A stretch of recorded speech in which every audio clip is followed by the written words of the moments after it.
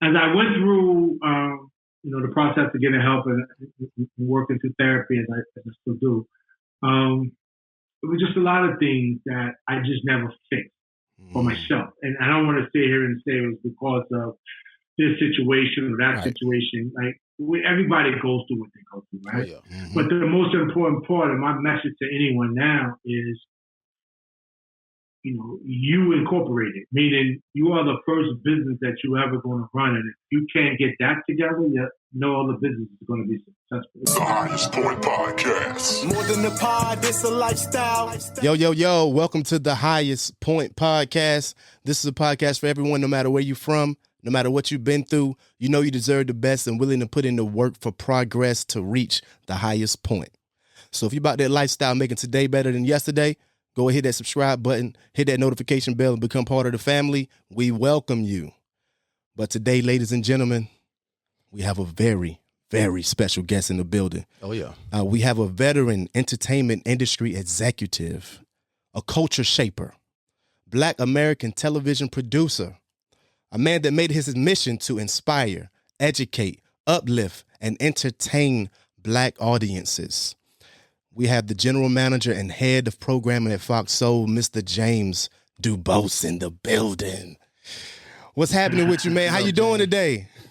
I'm blessed, man. Thank you. That introduction, we done. I'm good.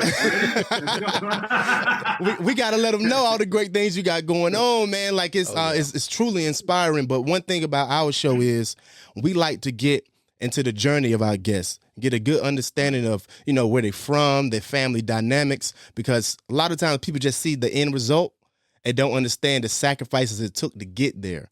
So if you don't mind, can you share a little bit of like where you're from and your family dynamics? Yeah, absolutely. Before I start that, I want to just say something very important.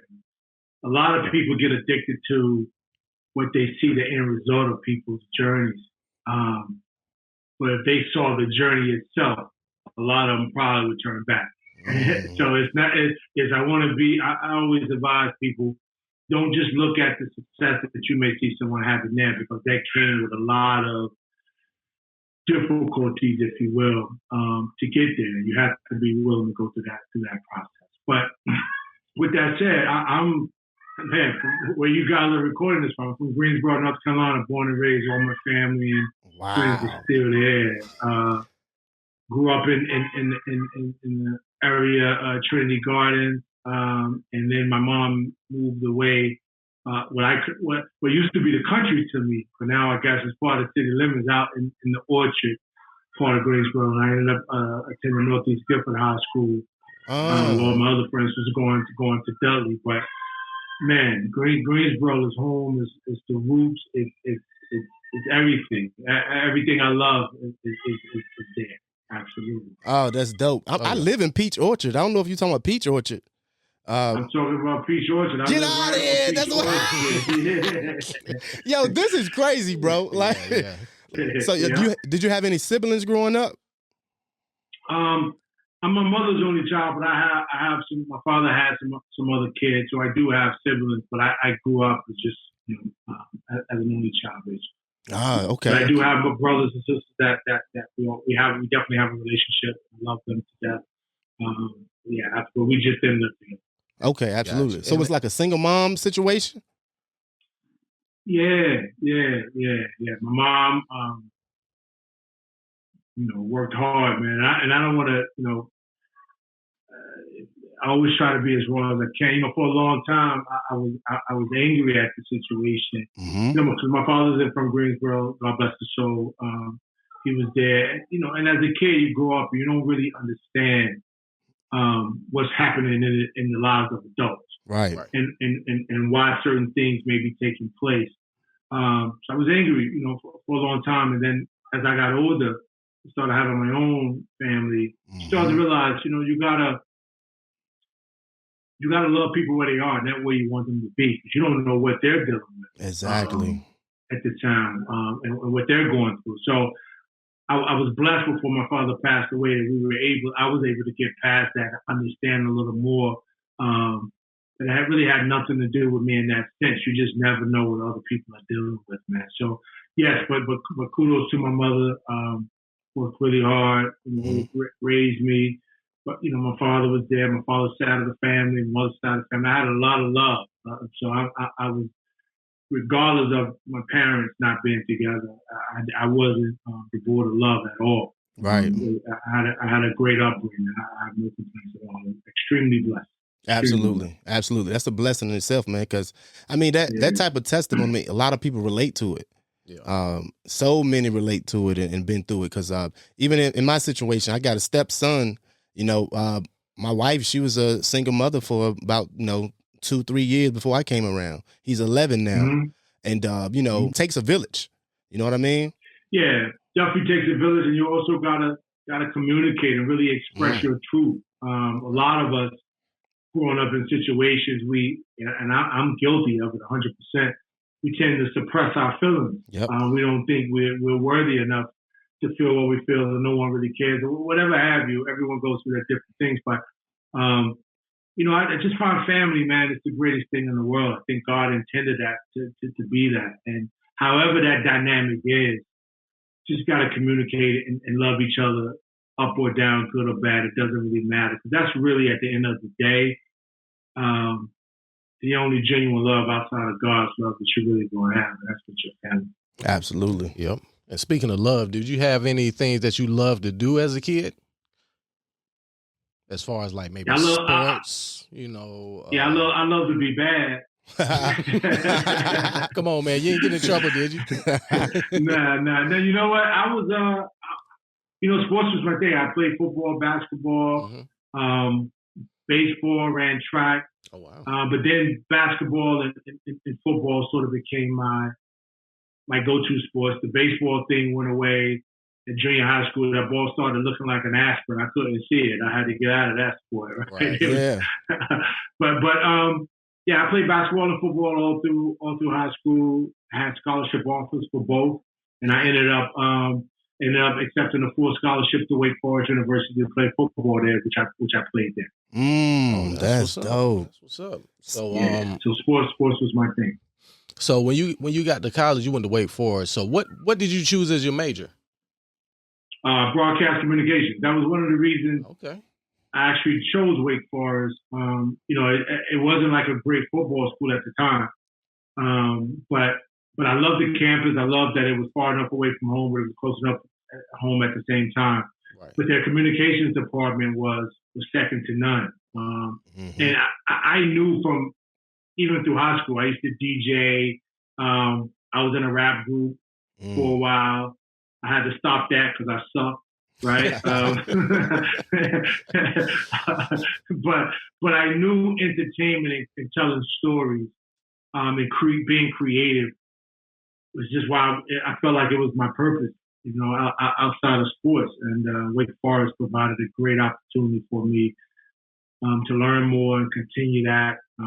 Had a great professor who actually, in High Point, Mary Dalton, who took me under her wing and taught me so much, man. So as I look back over my time, no matter the ups and downs, I've had such dynamic people in my life that really helped me along the way, from my coaches, from Little League all the way up through high school, my day one friends, to this very day. I just feel blessed in that regard. So yeah. Absolutely. So did you? Now, when it comes to you took that major in broadcasting at Wake Forest. Now, growing up, how did you know that's something you wanted to do? To like from the rapping, did it originate from that, from your creativity? I just was always creative. I love to write things down. My mind always thought about how could I tell this story? How could I create something? And I don't really.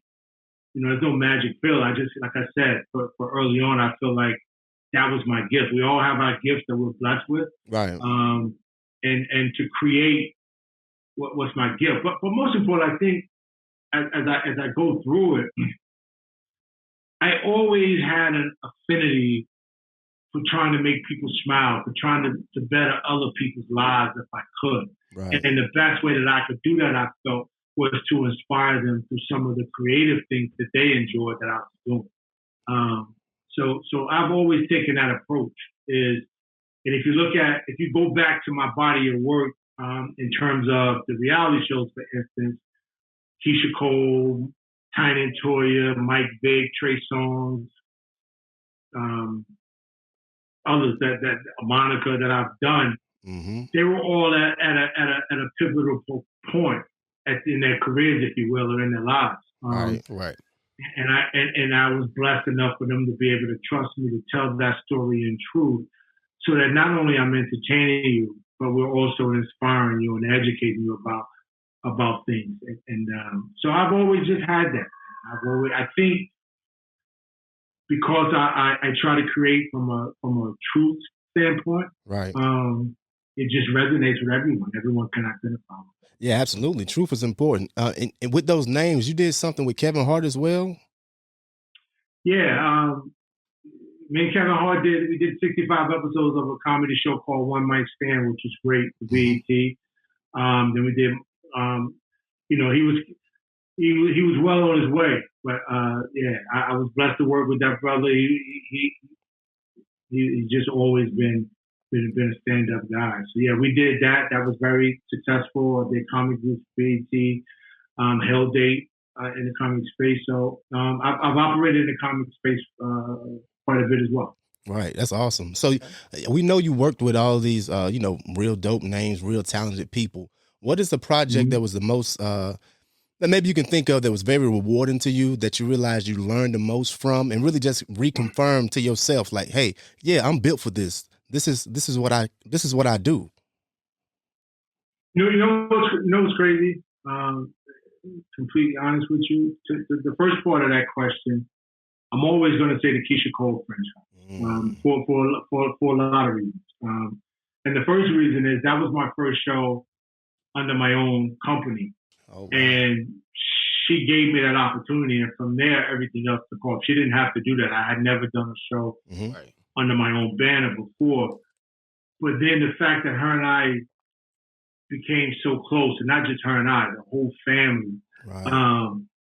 And if you watch the show, if you remember the show, if you didn't see it, or you go back and look at it, that was the beginning, and no one in her status, platinum artist at that time, was letting people inside their life like that, right? The dynamic of that family was amazing, and so we became real family, and we went through ups and downs together and so forth. So I'm going to say that, but all the shows that I mentioned, most people will be like, wow, he's worked with some great people and done some great things. Through that period of time, through 2000, Keyshia Cole and I started 2006. And up until around 2013, 14, I was having the greatest success that I've ever experienced in life, career-wise, financial-wise, everything. I was miserable. Miserable. Okay. Now speak on that. I was at my lowest. I was dead inside, and I talk about it quite a bit. And that's why I said people can't look at what it looks like on the outside, because you never know what a person is going through. Yeah. I was crying in my office. I was crying at home. I started just trying to do anything I could to fill a void, or trying to find some peace within myself, and I couldn't find it. I started record labels and a lot of other things that I had no business doing. I messed up a lot of my money, other people's money. I was just trying to do anything I could to survive, man. Right. And I felt like every day, I was so low where, suicide, I had to go into the facility. My prayer, no one could really ever understand. And I pray that no one ever can understand this, quite honestly. I remember I used to go to bed and praying that God wouldn't let me wake up. Oh, man. And this is at the height of everything that I was going through. Was it survivor's remorse? It was just, I don't know what, as I went through, the process of getting help and working through therapy as I still do, it was just a lot of things that I just never fixed for myself. And I don't want to sit here and say it was because of this situation or that situation. Like, everybody goes through what they go through, right? Oh, yeah. Mhm. But the most important part of my message to anyone now is, you incorporate it, meaning you are the first business that you ever going to run. And if you can't get that together, no other business is going to be successful. It may start off like that, but it's not going to stay. I wasn't happy with me. I never worked on me. I never, my self-esteem and confidence, even though I was at the height of sports career, height of TV career, whatever it was, I still had a lot of demons inside that I hadn't conquered, man. And because of that, there's a lot of collateral damage. I lost a lot, family, so forth throughout that process. So I say that to say, not to put a damper. I appreciate the flowers that you guys are giving me. But anyone that's listening to this, as I said before, it's the journey that you need to understand and not what it comes out to. By the grace of God, man, I'm still here. I'm still in a position able to do what I have to do, but I had to find my way for myself, Right. and it went to the laws of the Lord for me to do that. Yeah. Right. Yeah. So you would agree with the phrase "money can't buy happiness"? That's something that you would speak to everybody on, right? Money does what money does. Like money pays bills. Mm-hmm. Money buys your material things. So money has its place. I don't want to say money can't buy happiness. If you get happy by paying your bills, money can definitely do that. But what money will never do is fix you. Right. That's the key. It can give you some nice coverings. It'll allow you to mask your issues. It'll allow you to hide behind it, because at the end of the day, 90% of the people that's around you ain't really looking at you. They ain't really looking at you. Right. They're looking at what you have. And that's why I say, people talk about loyalty all the time. Again, it goes back to family. Mm-hmm. People ain't really loyal to you. They're loyal to their need of you. And when their need changes, their loyalty changes. Absolutely. Yeah. Hey, man, you said you want a good rapper, but you dropping bars. Like, for real. Like, that's all that stuff resonates so much, and it's real. I mean, we have a segment on our show called Love, Loyalty, or Respect. And what we like, and I would like to just branch into that now, since you brought it up. I want to give you those three options: love, loyalty, respect, and you let me know which is the most important in this particular scenario. You with me? Love. Period. You don't even got to hear them. If it's real love, loyalty and respect comes with that. But you could have loyalty and respect without love. I could respect you for what you do as a business, but don't mean I love you. Right. Don't mean if you go away, I ain't gonna just try to get to the next person that may fill your shoes. I could be loyal to you in the sense that I'm coming on your show. I'm loyal to you in that I said I was gonna do it, so I'm loyal and give you my word. Right. But that ain't got nothing to do with love. Right. But if you genuinely love me, whether I'm up, down, in a ditch, in a mansion, you're gonna be loyal to me and still show up and still call me and still make sure I'm okay. And that's a part of respect. Right. So love encompasses all that. I might have jumped the gun and not let you ask me, but it's not even a question. Hey, hey, I love it. I mean, I like what you're saying there. Yeah. It makes total sense. And it's not a right or wrong answer, because it resonates with people differently, So I'm totally with you there. And I wanted to also know, when it comes to like professionally, we hear, producer, we hear director. What is the difference between a TV producer and a director? Well, a director normally takes a script and has a vision for how it should look, right? The shot. If you see certain films or TV shows that you like, that's the director's vision. Spike Lee has his thing, for instance, which I'm sure if you watch all his movies, you always see him sitting on something and he's moving. It feels like a crane, or he's on a train. He's on something moving. Right. That's a vision that he has. Martin Scorsese has his look. Everyone has their look as a director and how they like things to feel. So when you see that movie, you're like, oh, I know who directed that. Right. Yeah. The producer is responsible for making sure everything comes together. The talent, the production, it happens.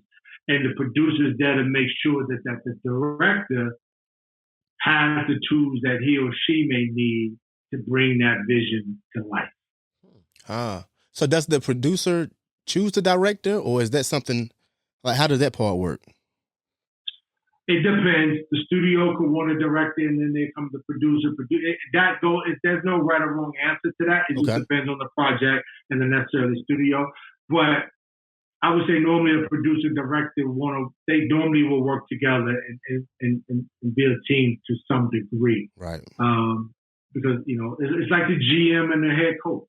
They have to be in unison. And when you see those teams that have discord among those two, you normally see a team that's not having a great success at all. Right. Yeah. For sure. So is any producers or directors that actually inspire you in what you're doing? I don't want to just say producers, directors, because I'm actually inspired by anybody. And what inspires me, I'm inspired by great.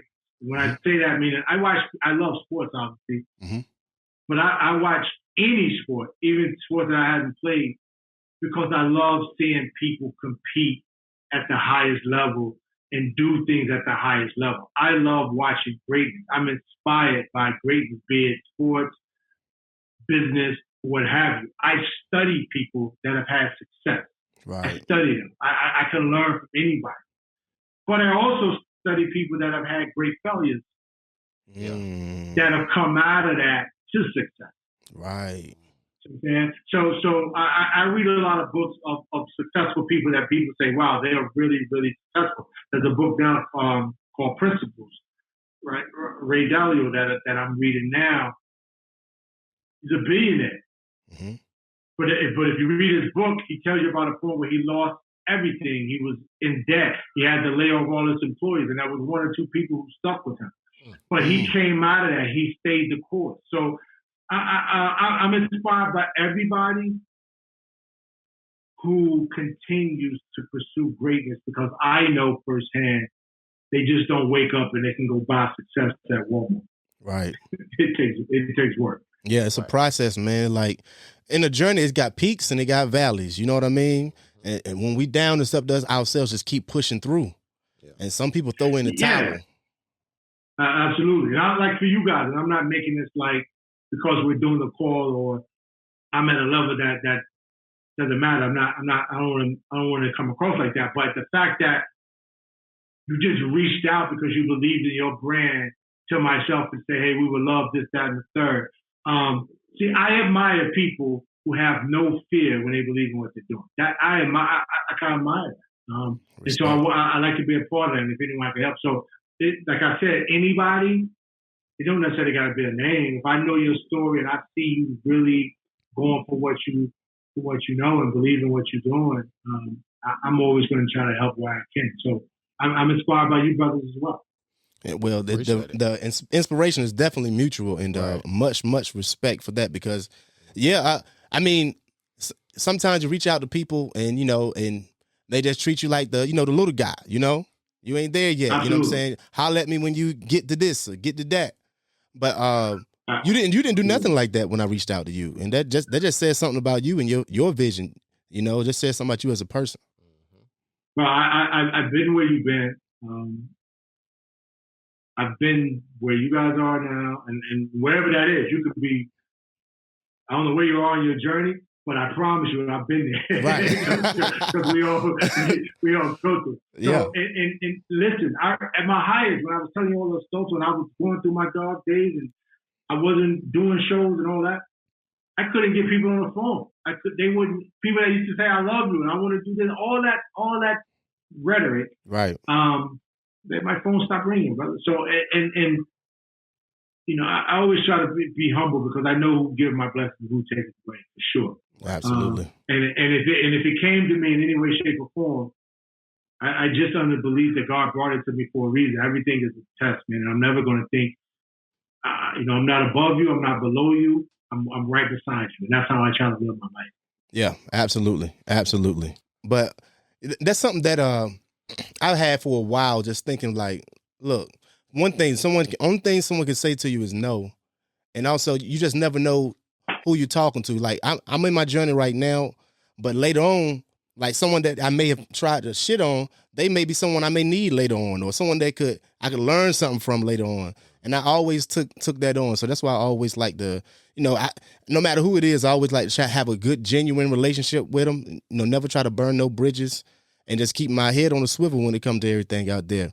Right. But one thing I did want to ask you about also as a producer, because I know Will Packer produced the Oscars or whatever.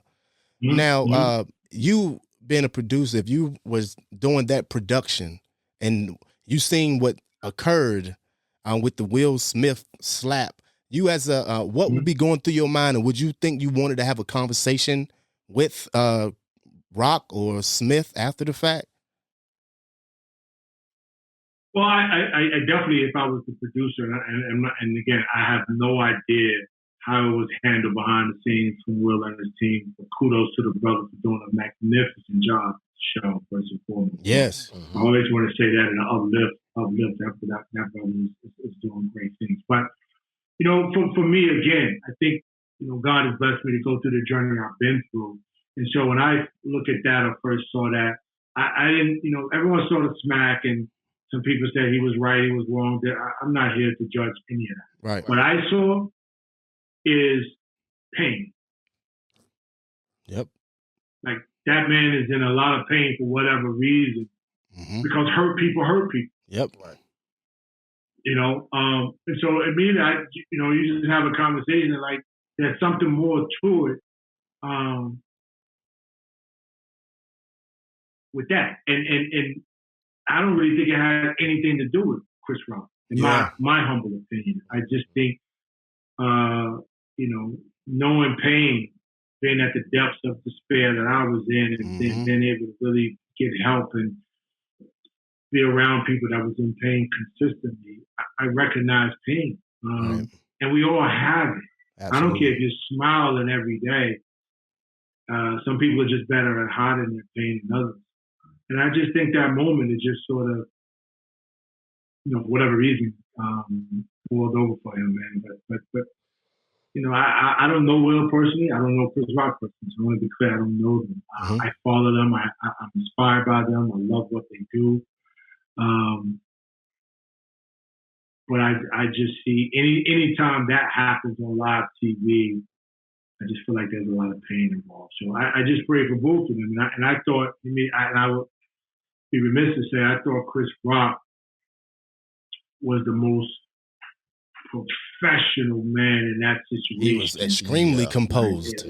Oh my God. He held it together. Like that man must have so much self-awareness and confidence. And so I always want to say kudos to him, man, because he held that together. He continued as a professional. Right. He didn't, bring the cops in. So I just always want to also say, like, we should all, a lot of people talking about the smack, but I want to talk about Chris Rock and professionalism. I'm telling you. In that moment. Yeah, that's so true, man. Like his level of composure was like, I ain't seen nothing like it. Yeah. Like, a lot of people try to spin that as a negative, but like, that's some ultimate self-control right there. Yeah. Like that took some work to be able to get to that point. Yeah. And I don't see nothing negative about that, man. I agree. People can learn from that. Yeah. I agree. Yeah. So tell us a little bit about Fox Soul. So, Fox Soul is Fox's first OTT streaming network. We started having these conversations back in March 2019. And when they did some focus groups, and they was trying to figure out what they should do. They knew they wanted to do a niche one, and what culture should they target and so forth. And then they started having conversations with me, and I was pitching ideas and flying back and forth throughout from March to September. We did a test run in June of 2019, and I was in rooms that I never I literally had to go pitch Lachlan Murdoch, and who who's the son and now the CEO and chairman of Fox Corporation and Rupert Murdoch. Right. And so the idea was, listen, BT, Revolt, TV One, a lot of us, a lot of people do black content. What's going to make Fox Soul very different? And what I felt like, one of the things I felt like I've always been good at is figuring out within the culture where the void is. And the void was that I felt we didn't have a voice. The community couldn't be heard. I think that's why social media is so popular, because everyone just wants to be heard. Everyone just wants to have a voice. Right. So like you see my background behind me, our voice, our truth. I wanted to give people an opportunity to interact with our host. If you can't go to therapy, as an example, you can call in or Face or Skype in or what have you and get help right then. Talk to someone right then and get real-time feedback. So we started off with a great deal of talk shows because we always want to tell the story behind the story. We just had our 2-year anniversary in January, this past January. Congrats. No, thank you. But, it's a challenge, man. It's a startup. And an entrepreneur, anyone that's an entrepreneur understands that I have the pressure of not only making sure the culture is taken care of, but also for the business side of growing the network, because it's a startup and we're in the red. And as you know, when corporations start looking at that portfolio and they got to start making cuts across the recession or whatever, the first thing goes is things that are not making money. Right. So I have the pressure. I feel like everyone is, I'm responsible for all the staff. I'm responsible for making sure I do this well for Fox, because they did trust me and and they said to me, we're going to give you a runway and get out your way. And they've been true to their word from day one.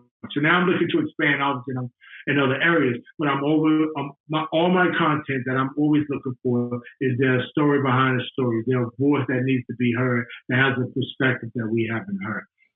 So the streaming platforms are popping up. Seem like every day. Yeah. So it's a lot of competition. It's a lot of being able to do that, and I'm just sticking to the mission that you can have a voice here. You don't have to just we tell you what to watch. You can have a voice. You can have a say. And I just think us as a community, we haven't had that. And you don't have to worry about being judged and watered down or edited. Right. Speak in your rawest emotional form. And so that's what Fox Soul is in a nutshell. Yeah, and I done checked out a few of your shows, and I think they all dope, man.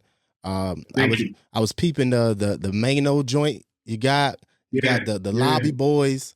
I'm saying like, yo, he got some hip hop heads up here, and like that's dope. And I just want to salute you there, but also I wanted to bring to your attention, I don't know if you heard yet, the rapper Trouble, he got killed, I believe, today. I just saw that right before I was logging into you guys. I heard he got shot this morning or last night. Yeah, and that's so unfortunate, man. We've been seeing that. So, in your production side, because I know you like to get the story out, what type of development maybe we could come up with to, get the younger kids to, just get away from this type of lifestyle, to understand that it ain't worth it. This ain't the person you want to portray yourself to be because it brings nothing but jail time or death. Well, I mean, with respect to that, like when I was a kid, you guys were younger. I'm sure you've always heard, do this so that you don't end up going to jail or getting killed or whatever. That's been the narrative forever. That's never going to change. But I think there's more to it than just telling these kids or telling people in general, adults as well. You got to be able to provide something better for them. Right. A lot of these people see no way out from the environment and the situation that they're in. So if they live to be 25, they're considering that a victory. You know what I mean? Right. And that's the sad state of our culture. So I think it's just trying to provide. A TV show ain't gonna change the mind of people. I'm just being honest. Me or whoever. I just think people. We don't need a voice, man. We need an outlet to be able to talk about things. And you can't. I mean, I don't know how to reach them. I don't know who can. People got to live what they see or what have you. I just wish we could offer them more Opportunities. more opportunities, man. Because I mean, inherently, I'm a firm believer nobody wants to have to live in that way. If they could just have an outlet, but right. You know, again, you can't judge nobody. You just pray for everybody, which they find their way, find their peace. And it just goes back to a lack of opportunity, I think, for a lot of people. And people not understanding how to communicate. If there's differences, I don't know that anything about this situation at all. Right. So I don't want to speak to that. But just in life, just being able to settle your differences in a real way. If you're wrong, be able to admit you're wrong and apologize. I think that's that's what real men do, right? Absolutely. So that's all. But I just wish we had a way to provide our youth, that having to grow up unfortunately in these environments, just more opportunity to see life from a different perspective sometimes. Yeah, you're absolutely right. And like those people, their stories deserve to be told. And a lot of times they're making these type of decisions because they feel like they're not being seen, not being heard, things like that. Would you think it would be like, cause we talk about opportunities, like say if someone from the community or something like that, you think someone be able to be on part of a show like, in Fox Soul to get their story out there, to be an opportunity for them to be off the streets? Yeah, I mean that's absolutely. I mean, if you look at a lot of the programs we did, they're first time producers who couldn't get it sold nowhere else. I want to be a place that curates Black content. Right. You look at our show, The Screening Room. None of those young Black creators who are fantastic were able to get their shorts anywhere else. So we want to be a part of that. Obviously we have limited things of what we could do, but if we just get one or two, we whatever I could do at the moment, I'm absolutely open to that. Yeah, and that makes a difference. Yeah, it makes a difference. But at the end of the day, people just want to know their value. Yeah, like we America. If you look at us, Black news, Black people, you would think that. Not even think. It's the fact that they just don't value us. Right. They don't value our lives. They don't value our people. And now we become to a fact that we don't sometimes value our lives. So, but everyone just needs to know that they have value because first and foremost, they're a child of God. Right. And it's hard to get people to really understand that when you got to live in certain circumstances or grow up or wake up to certain things, And I tell people, a lot of these artists, these rappers, for instance, that come from these apartments, I think it's like, from these environments. They, I heard a message from CD Jakes once, and it was so true. It's like being a visionary is very difficult. And a lot of our brothers and sisters that are in these environments are great visionaries, have great big dreams as well. And they can see what could be, but then you got to wake up every day and deal with what is. Right. And that's very difficult for a lot of us because we don't know how to get out of that, but we don't have the resources or anyone to help us get out of that. And so I just think, man, we just got to bring back value to everybody's lives. I don't care what your economic status is or your celebrity status is. Everybody walking this earth is of equal value as far as I'm concerned. Absolutely. Definitely. I think that everyone should have that type of mindset. I mean, because that can be depressing in itself. Like you feeling like, I feel like I deserve so much more, but I got to wake up to this every day. That itself can be, because I felt like that so much growing up, bro. It's crazy. I'm like, I don't even feel like I belong here. Why do I keep waking up to this? I feel like when I be seeing like other successful people, I'm like, I feel like that should be me. Like, I feel like I should be able to do that. You know what I'm saying? But a lot of opportunities didn't. I didn't have those lot of opportunities. That's why one reason we moved here in Greensboro. I'm come from a very small country area. Like I grew up on a farm. like what we got, like what, maybe 2 stoplights in our whole city where we from. We got 3. We got 3, but you know, Right. you know, and we consider Greensboro the city when we got up here. Yeah, you know, the big city. You know what I'm saying? When we came, yeah. But yeah, just thinking about that, so I can kind of I feel for people that make those decisions, because if you take someone else's life, that means you don't value your own. Because if you don't see the value in theirs, there's no way you can see the value in your own life. You know what I mean?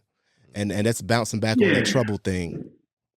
Yeah, you know, and it's a hard part sometimes, man, and I'm guilty of it myself throughout my journey, is, you know, the key to life is patience.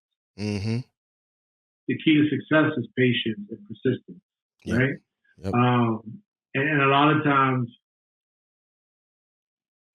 people how where we come from project their limitations on us, and you know, you should never allow somebody else's limitations to become your limitations. They just telling you, if they tell you what you can't do that, it's because they can't do that, or they don't know how to do that, or they're fearful of doing that, so they put that on you. And the worst part is that then we start to believe it. Yep. And then if we don't believe it and we push forward, at some point we like, it ain't happening fast enough, we ain't getting this fast enough, and we lose patience. Mm-hmm. But if you read, I don't know, whatever religion or God you pray to, whoever it is, one universal thing that they all teach is in God's time. You have to understand that. Yeah. You have to be patient, because when you rush, you normally crash. Speed kills. Right. Yeah, And it's hard, you know, these days, because as the world, you know, change over the years, it seems like everything is moving faster. People want things faster than they did before. You know, we live in a microwave generation right now. Yeah. We want everything in 20 seconds. Right. Yeah. So you know, man, from artists to, you think about music, there's no development, there's no nothing. Everybody just wants a quick hit right now. Yeah, just go viral, and I'm on. That's what they feeling like. Do whatever it takes to go viral. And yeah, but you got to put that work on and that consistency, like you said, like, because I did rap for a long time. I know that's something you ain't know, but you know, I have a big passion for music, but I wanted to also pivot because I felt like I can still get my things off, like in a space like this. And I also I felt like stories in our area wasn't getting out like that. So I and it was something that I felt like I always wanted, but I didn't really see it. So I was like, you know what? I'm going to create that. You know what I'm saying? I'm going to create that space for other folks, since I felt like I couldn't get it. You know what I mean? And our year anniversary coming up end of this month, because I started this on my daughter's, when she was born. So she can be 1 year old, June 26th. So we're going to have our year anniversary. Congratulations. Yeah, appreciate it. Congratulations, man. Congratulations. Stay the course. When you get frustrated and fed up because it ain't moving as fast as you like, stay the course. Just know, if you keep chipping away at it, it eventually has to fall. It eventually has to fall. Absolutely. So like, all this has been super dope, man. Like, just getting this insight. You're from the area of Greensboro, Carolina, North Carolina. 336. You know what I'm saying? Like, everyone tuning in this area, because we got a good audience right out of this area. And this is what we do it for. You know, just looking at and hearing James' story. He come from a place just like you and I. You know, there is no limit. A lot of people say the sky the limit, but the limit is past the sky. Yeah. And that's what we all about here, reaching the highest point. That's why we named this podcast that. Just trying to level up. And the highest point also is that's God. You know what I'm saying? And you always got to keep him first. And just believe in yourself. Is there anything else you would like to let's like to end off and let the people know? I just want to leave with this bit of this saying, if you will. Just honestly, you know, people work hard. They have dreams. We all have dreams. I'm gonna tell you the most peaceful thing, man, is when you work at it, put it in action. When you want for your brother or your sister what you want for yourself, that's when you'll start to see things change in your life. Because you'll do things bigger than yourself. So I want to see the highest point as big as FOX SOUL. I want to see that for my brothers, and that's why I agreed to come on. I don't think about me. Right. And how, if this is good for me, if it's not good for me, and so forth. God knows why I do my heart and my intentions, but I honestly want for my brothers and sisters what I want for myself. And until we really start to live in that way, and when you do start to live that way, you'll really see a lot of changes in your life. You really start to see things happening for you because that's just how life works. Right. I'm glad you said that, man. It's a boomerang, man. Life is a boomerang. Yeah. I've been told that was my downfall before. It's like, what's that? Always trying to, help other people. You need to, people have told me, you need to become more selfish. Like, you always trying to, put on for other people. Like, cause I was so big on trying to put on for my city, doing, things like that, trying to inspire others. But I've been told that's been my downfall. And sometimes it impact me. I'm like, maybe I do need to become a little bit more selfish. I just honestly talking and what you saying that it just made me like, look, that's who I am. I need to just stick to who I am, and everything else will just fall into place. Yeah, I don't like the word selfish. I don't think you should ever be selfish. I think you should just be smarter. Mm-hmm. Like, don't put you and your family in harm's way, right, to better someone, right? Mm-hmm. So, but if if somebody needs a hamburger, for instance, and you could eat two, then give them one and you just eat one. But most of us want to keep the two. That's what I mean by wanting for your brother and sister what you want for yourself, right? Right. But selfish is again, it doesn't. I don't think it's work. And again, we see all these people that we admire: the Jay-Z, the Diddy, the LeBron, the however, Elon Musk, whatever the case may be. But I never look at just what they're showing me publicly, because you don't know who they help behind the scenes. You don't know what they're doing. You don't know the team they have. Right. You don't know the resources they have. Like, you can't compare yourself to that. Right. But you can look at that, like, for instance, LeBron, and then we'll be done. It just reported he's now a billionaire, right? Oh. So we all looking at, LeBron a billionaire, I want to be a billionaire. Like, first, kudos to the brother. Mm-hmm. But if you really sit back and see LeBron from coming out of high school as a phenom that he was, to now, he ain't walk out of high school a billionaire. Right. He lost a lot of finals. He took a lot of heat by, not taking the shot. I'm just giving an example. Standing up for black people, all type of stuff he got heat for. I'm saying, focus on people's journeys and not the end result that you see. Right. Yeah, for sure. That's all. For sure. Be willing. Don't get mad at you and getting the results from the work you did and put in. The Highest Point Podcast. More than a pod, it's a lifestyle.